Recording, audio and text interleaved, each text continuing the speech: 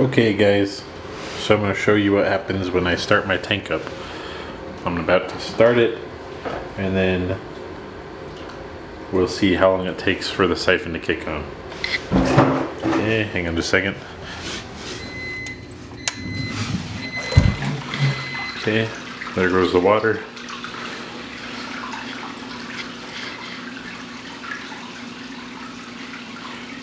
You see the water level quickly starts rising up to the level of the teeth. And it's reaching the level of this pipe right here.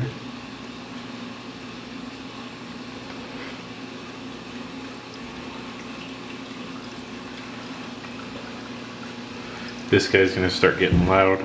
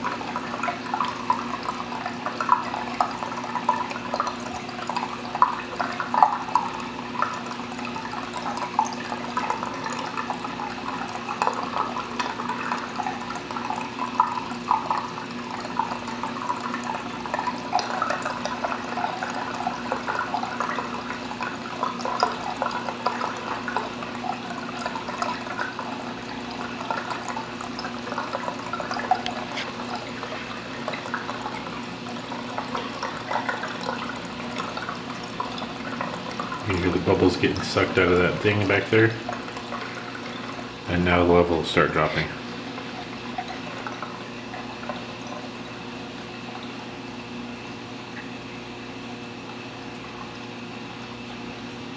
It'll just keep dropping until it's... See, there goes the last bubbles. Now it's full-blown siphon. This guy is dead quiet.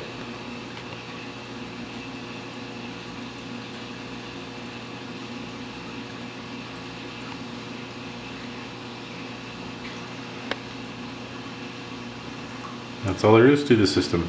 Most of the water flow is going through this guy here. What's remaining goes through this fellow here. Just a trickle, enough to keep the surface skimmed of my tank up here. Another design idea. The water returns over here, gets pushed across, and then makes its way into this drain right here. So my surface always stays nice and skimmed. So that didn't take too long, did it? I think it's totally worth it to have a couple minutes of gurgling, which is what I would be getting 24/7 otherwise, until the full siphon sets itself. And then the siphon I regulated through just a little bit of trial and error with that ball valve right there. So that ball valve set about, halfway on, and so that's all the water restriction that I need for my full siphon here to pull water at just less than the rate that that return pump over here is sending it out. So the return pump sends out, like, let's say 1.0, and then this full siphon takes care of like 0.9 of that. And the remaining 0.1 trickles through here very quietly, sticks to the walls because it's a very low amount, makes its way down into the sump.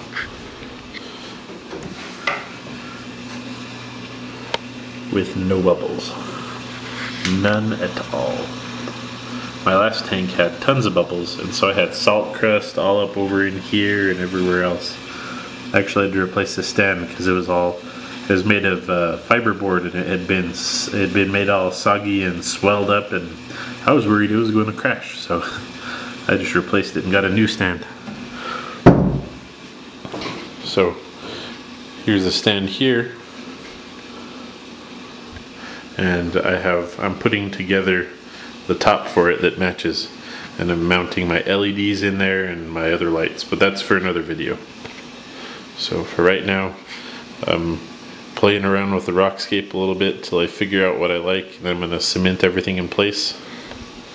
And this time I used about, I don't know if you can tell, 2/3 special grade reef sand. It's Carib Sea brand, and then 1/3 Fiji pink. So it's a real nice grain size. I think I'll get another goby. I had a sand sifter goby before in my old tank, but I think my grain size, the granule size, was too big. He got a bowel obstruction, stopped eating, and died. So he was so healthy before then. He grew from tiny little guy to huge, and then he toasted it. One day he stopped eating, and then found him dead a few days later. So grain size matters when you're getting sand sifting gobies. Alright, thanks guys.